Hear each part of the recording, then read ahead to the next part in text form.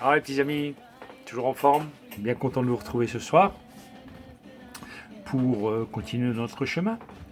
L'aventure avec l'association Les Histoires de deuxième cycle. Laissez parler les petits stylos. Moment de la journée, mot imposé, empereur romain. Le texte de ce soir, le rêve brisé.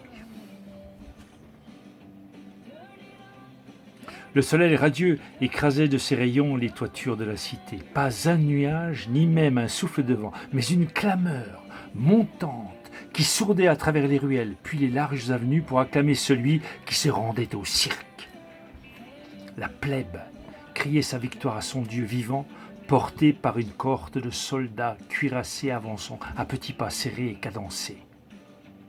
Claudius, dernier des empereurs romains, parcourait le chemin qui allait ouvrir la porte magistrale derrière laquelle gladiateurs, condamnés, chrétiens et bêtes féroces allaient mourir en abreuvant de leur sang le sable blanc de l'arène majestueuse qui leur était dédiée. Claudius, donc, issu de la plus basse couche de cette plèbe, et qui lui offrait ces jeux qui allaient revigorer leurs verves et les nourrir à satiété. C'était sa récompense, celle par laquelle tous ses membres accepteraient ensuite de mettre genoux à terre, de courber l'échine et même de tuer ou de se faire tuer pour la gloire du Dieu envoyé par d'autres dieux.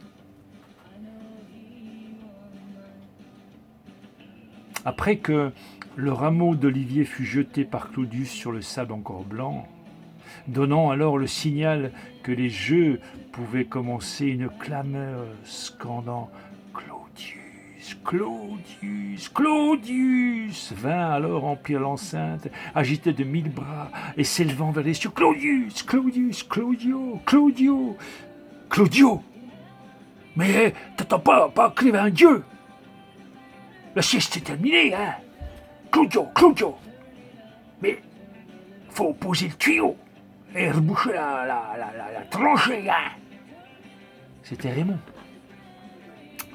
Raymond, le chef de chantier qui avait sonné le début de l'après-midi, ou plutôt la fin du déjeuner.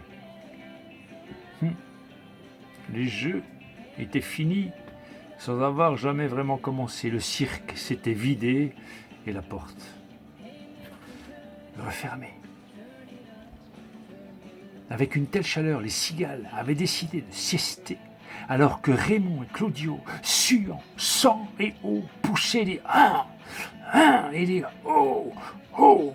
Ce soir, la mère Denis allait pouvoir enfin aller pisser.